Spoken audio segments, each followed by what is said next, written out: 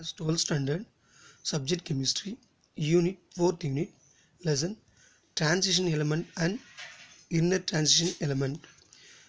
இந்த லெசன்ல நம்ம அடுத்து பார்க்க போற டாபிக் எலக்ட்ரானிக் கான்ஃபிகரேஷன். ஸோ எலக்ட்ரானுடைய அமைப்பை தான் நம்ம எலக்ட்ரானிக் கான்ஃபிகரேஷன் சொல்கிறோம். பொதுவாக எலக்ட்ரானிக் கான்ஃபிகரேஷனை 2 இம்பார்ட்டன்ட் ரூல் ஒபே பண்ணி தான் நம்ம எழுதுவோம். First rule Aufbau principle சொல்லுவோம். Second one Hund's rule.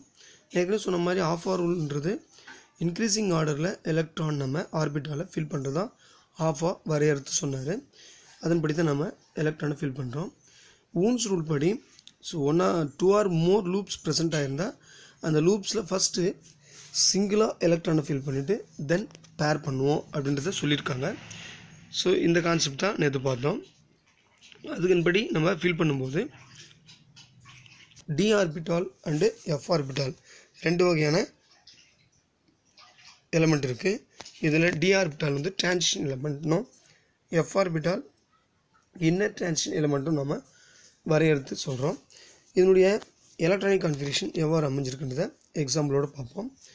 பொதுவாக electronic configuration of d block elements can be written as first பொதுவாக எழுதும்போது சுருக்கமாக எழுத்துக்காக ஷார்ட்டாக எழுத்துக்காக என்ன பண்ணுறோன்னா எந்த டி பிளாக் எலமெண்ட்டுக்கு முன்னாடி நோபல் கேஸ் எலமெண்ட் இருக்கோ அந்த நோபல் கேஸினுடைய எலக்ட்ரானுடைய மொத்த டோட்டலாக நம்ம மெஷர் பண்ணி இங்கே சொல்லுவோம். அதுக்கப்புறம் என்ன பண்ணுவோம்னா அதனுடைய எஸ் ஆர்பிட்டால் அதுக்கப்புறம் டி ஆர்பிட்டால் இதனுடைய எலக்ட்ரான் நம்ம ஃபில் பண்ணுவோம். ஸோ அதுதான் வந்து ஜென்ரலாக பண்ணியிருக்காங்கன்னா நோபல் கேஸ் எலக்ட்ரானிக் கான்ஃபிகரேஷன் தென் n-1 டியில் 1 to 10 வரைக்கும். ஸோ மொத்தம் 10 எலக்ட்ரான் நிரப்பக்கூடியது.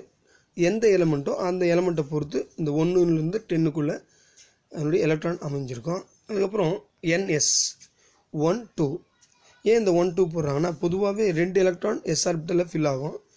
இந்த காப்பர் குரோமியம் போன்ற அதாவது மிடில் ஆஃப் ஃபில்டு வரும்போது ஒரு எலக்ட்ரான் எஸ்ஸிலிருந்து ஷிஃப்ட் ஆகி டிக்கு ஷிஃப்ட் ஆகும். ஸோ மிடில் அண்டு எண்டில் வரக்கூடிய ஆர்பிட்டாலுக்கு. ஸோ அதுதான் என்ன பண்ணியிருக்காங்க இந்த மாதிரி 1 to 2 எஸ்ஸுக்கும் 1 to 10 டிக்கும் கொடுத்துருக்காங்க. இதில் NSன்றது லாஸ்ட் வட்டப்பாதையில் எஸ்ஸோட வேல்யூ. எப்போவுமே டி ஆர்பிட்டால் லாஸ்ட் எஸ்ஸை விட ஒரு ஆர்பிட்டால் குறைவான டி ஆர்பிட்டால் தான் இருக்கும். அது எஸ்ஸை விட ஹையஸ்ட் எனர்ஜின்றதுனால நம்ம எலக்ட்ரானிக் கான்ஃபிகரேஷன் எழுதும்போது இப்போ எக்ஸாம்பிளுக்கு 4sக்கு அப்புறம் 3Dன்றதை எழுதுவோம். ஆனால் இங்கே குறிக்கும் போது என்ன குறிக்கிறோன்னா ஸோ 3Dன்றது 4s விட 1 குறைவுன்றதுனால நம்ம n orbital minus 1 orbital. So என்னாவது ஆர்பிட்டால் எஸ்ன்னு இருந்தால் அதிலிருந்து ஒரு ஆர்பிட்டால் குறைவானது தான் டி ஆர்பிட்டால் பெற்றிருக்கும். ஸோ இந்த எலக்ட்ரானிக் கான்ஃபிகரேஷன் தான் இங்கே கொடுத்துருக்காங்க. ஸோ இதை இங்கே கொடுத்துருக்காங்க. அடுத்து பீரியட் 6 and 7 நம்ம கம்பேர் பண்ணுறோம். அப்படி கம்பேர் பண்ணும்போது எக்ஸப்ட் லேந்தனம் அண்டு ஆக்டினியம் இது தவிர இந்த 2 எலமெண்ட் தவிர கான்ஃபிகரேஷனை பார்த்தோம்னா முன்ன சொன்ன மாதிரி நோபல் கேஸு அதுக்கப்புறம் பார்த்தீங்கன்னா n-2 எஃப் ஆர்பிட்டால் இது இன்னர் டிரான்சிஷன் எலிமெண்ட்டுக்கு உண்டான எலக்ட்ரானிக் கான்ஃபிகரேஷன். அதுக்கப்புறம் n-1 d orbital ns orbital. So அப்போ நம்ம ஆஃப் ஆர் ரூல் படி ஃபஸ்ட்டு எஸ் ஆர்பிட்டால் நிரப்போம். அதை விட ஒரு ஆர்பிட்டால் குறைவான டி ஆர்பிட்டால் நிரப்போம். ஸோ அடுத்து எஃப் ஆர்பிட்டால் கன்சிடர் பண்ணோம்னா டி ஆர்பிட்டாலோட இன்னும் ஒரு ஆர்பிட்டால் குறைவான எஃப் ஆர்பிட்டால் நிரப்போம். அதனால தான் பண்ணியிருக்காங்கன்னா டிக்கு n-1 எஃப்க்கு n-2 கொடுத்துருக்காங்க. இந்த என்னன்றது ஸோ லாஸ்ட் வட்டப்பாதை ஸோ ஆர்பிட் குறிக்கிறது. இப்போ எக்ஸாம்பிளுக்கு இதுவே 6s இருந்துச்சுன்னு வச்சுங்க. 6xல் ஒரு லாஸ்ட் வட்டப்பாதையாக அமைஞ்சிருந்தா அதை விட ஒரு வட்டப்பாதை குறைவான ஆர்பிட்டால் 1 குறைவான n-1 d orbital. So 5th d ஆர்பிட்டாலில் எலக்ட்ரான் நிரம்பும். அதை விட 2 ஆர்பிட்டால் குறைவான 4th எஃப் ஆர்பிட்டாலில் எலக்ட்ரான் நிரம்பும். ஸோ இந்த கான்செப்ட் தான் எங்கே கொடுத்துருக்காங்க. இதை டவுட் இருந்தால் நீங்கள் தனியாக இண்டிவிஜுவலாக வாட்ஸ்அப் பண்ணி கேளுங்க, எக்ஸ்பிளைன் பண்ணுறேன். அடுத்து ஜென்ரல் ட்ரெண்ட்ஸ் இன் ப்ராப்பர்ட்டிஸ். பொதுவாக இந்த d block element or inner transition element சொல்கிறோம் இல்லைங்களா.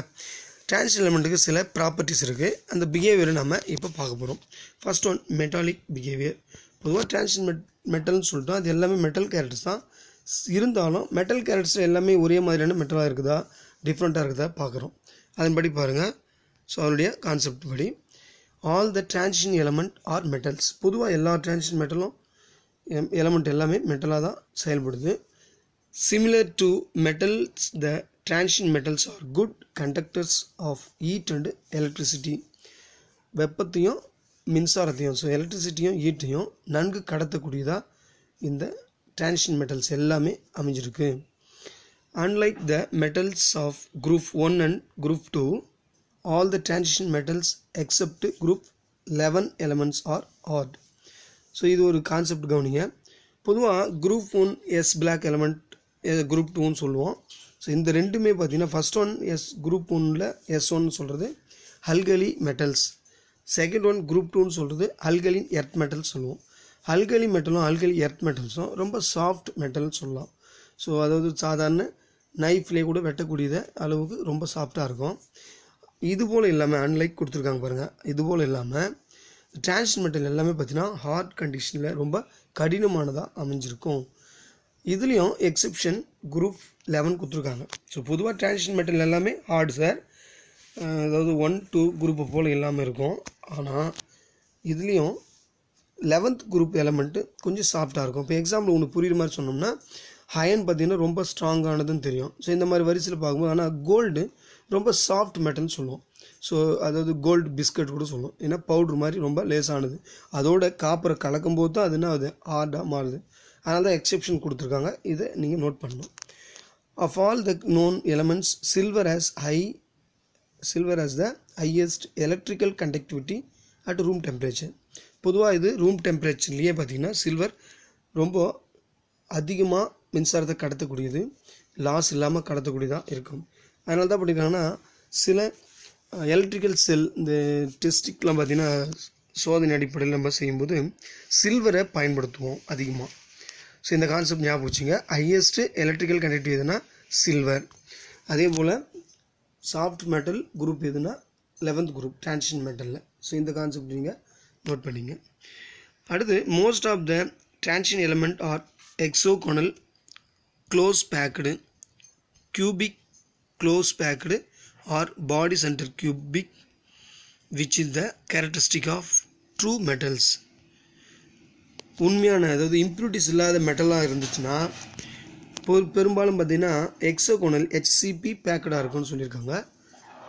சிலது பார்த்தீங்கன்னா பாடி சென்டர் கியூபிக், ஸோ BCC அமைப்பில் இருக்குது. அதான் கொடுத்துருக்காங்க கீழே அந்த டேபிள் காலத்தில் பாருங்கள்.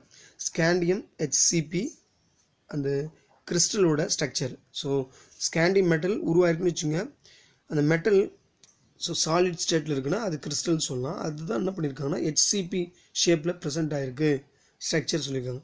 Vanadium, chromium, manganese, iron, so இதெல்லாம் பார்த்தீங்கன்னா BCC பாடி சென்டர் கியூபிக் ஸ்ட்ரக்சரில் அமைஞ்சிருக்கு. ஸோ இதோட எக்ஸாம்பிளோட என்ன பண்ணியிருக்காங்க ஃபுல்லாக கொடுத்துருக்காங்க. இதெல்லாம் HCP, இதெல்லாம் BCC, சிலதும் FCC உண்டு, ஃபேஸ் சென்டர் கியூபிக். ஸோ இந்த மாதிரி டிரான்சிஷன் எலமெண்ட்டில் வெவ்வேறு வகையான அந்த ஸ்ட்ரக்சர் அமைஞ்சிருக்குன்றதை நாம் பார்க்குறோம். அடுத்து as we move from left to right along the transition metal series, பொதுவாக நம்ம லெஃப்ட் டு ரைட் பார்க்குறோம். ஸோ ஸ்காண்டியத்திலிருந்து ஜிங்க் வரைக்கும் வரிசையாக இதனுடைய ப்ராப்பர்ட்டிஸை நம்ம கன்சிடர் பண்ணோம்னா melting point first increases the number of unpaired d electron available for metallic bond increases. So melting point increase ஆகும் சார். ஃபஸ்ட்டு ஸ்காண்டியத்திலிருந்து கிராஜுவலாக இன்க்ரீஸ் ஆகிட்டே வருது அப்படின்னு சொல்லியிருக்காங்க. ஏன் இந்த மாதிரி இன்க்ரீஸ் ஆகுதுன்னா சிங்கிள் பேர் எலக்ட்ரானாக இருக்குது. ஸோ அடுத்தடுத்து ஸ்காண்டியம் 21னா டைட்டானியம் 22 இன்னொரு சிங்கிள் எலக்ட்ரான் வூண்ட் ரூல் படி அடுத்தடுத்த ஆர்பிட்டலில் ஃபில் ஆகிட்டே வருது. இந்த எலக்ட்ரான் ஃபில்லாக பேர் வரைக்கும், ஸோ பேர்ன்றது Fe26ன்றீங்களா, இந்த 26னும் போது 5க்கு அப்புறம் 6ஆக மாறக்கூடியதாக இருக்கும். ஸோ 6 எலக்ட்ரான் ஃபில் ஆகும்போது இதனுடைய எலக்ட்ரான் அமைப்பு பேர் ஆகிறதுனால இதனுடைய மெல்டிங் பாயிண்ட் டிக்ரீஸ் ஆக வாய்ப்பு இருக்குது. ஸோ இப்போது சிங்கிள் எலக்ட்ரான் இருக்கும்போது மட்டும் நமக்கு மெல்டிங் பாயிண்ட் இன்க்ரீஸ் ஆகுது. தென் மேக்ஸிமம் வேல்யூக்கு அப்புறம் டிக்ரீஸ் ஆகுது. இதுதான் கொடுத்துருக்காங்க. இது காரணம் d electron pairs up and become less available for the bonding. So இது மெட்டாலிக் பாண்டு கொஞ்சம் குறைய வாய்ப்பு இருக்குது அப்படின்னு சொல்லியிருக்காங்க. ஸோ அதனுடைய எக்ஸாம்பிளும் கொடுத்துருக்காங்க. ஃபார் எக்ஸாம்பிள் இந்த first series the melting point increases from scandium. So பார்த்தீங்கன்னா ஸ்கேண்டியத்துடைய மெல்டிங் பாயிண்ட் 1814 கெல்வின் கொடுத்துருக்காங்க. டு ஏ மேக்ஸிமம் பார்த்தீங்கன்னா 2183 கெல்வின் ஃபார் வெனேடியம் அப்படின்னு கொடுத்துருக்காங்க. ஸோ இதுக்கப்புறம் நம்ம மெக்னீஷியத்தை கன்சிடர் பண்ணுறோன்னு வச்சுக்கோங்க. இதுக்கப்புறம் அவரை manganese in 3D series and technetium 4D series low melting point இருந்த போதிலும் நம்ம என்ன பண்ணுறோம்னா மேங்கனீஸ் பொறுத்த வரைக்கும் 25 சொல்லுவோம். அப்போது சிங்கிள் எலக்ட்ரான் தான். அதே போல் டெக்னீட்டியம் அதே சிங்கிள் எலக்ட்ரான் தான் பெறுகிறது. ஆனால் இதுக்கு காரணம் சொல்லலை. ஆனால் அவரை இருந்த போதிலும் இது குறைஞ்சிருக்கு, எக்ஸெப்ஷனில் கொடுத்துருக்காங்க. ஸோ பொதுவாக சிங்கிள் எலக்ட்ரான் ஃபில் ஆகும்போது அதனுடைய மெல்டிங் பாயிண்ட் இன்க்ரீஸ் ஆகுது சார். அதே ஃபேர் ஆகும்போது குறையணும். ஸோ இங்கே 25 வரும்போது ஹாஃப் ஃபில்டாக மாறுது. ஸோ அதனால் இது ஸ்டேபிள் கான்ஃபிகரேஷனாக இருக்கிறதுனால அவ்வளோவா பாண்டிங்கில் இன்வால்வ் ஆகாதனால இதனுடைய மெல்டிங் பாயிண்ட் குறைஞ்சிருக்கு. திரும்ப அகைன் அயன் வந்து பார்த்தீங்கன்னா கொஞ்சம் இன்க்ரீஸ் ஆகி ஆனால் குரோமியத்தோட கம்மி தான். ஸோ ஃபஸ்ட்டு சீரீஸோட குறைவாக தான் நம்ம கடைசியாக குறைஞ்சிக்கிட்டே வந்து ஜிங்க் வரைக்கும் குறைஞ்சி போகுது. ஸோ மெல்டிங் பாயிண்ட் டிக்ரீஸ் ஆகிட்டுருக்கு. ஏன்னா பேர் எலக்ட்ரான் இன்க்ரீஸ் ஆகுதுன்னா மெட்டலிக் பாண்ட் குறைய வாய்ப்பு இருக்குது. ஸோ இந்த கான்செப்ட் தான் இங்கே கொடுத்துருக்காங்க. இதை பார்த்துங்க இந்த diagram. So thank you. See you next class.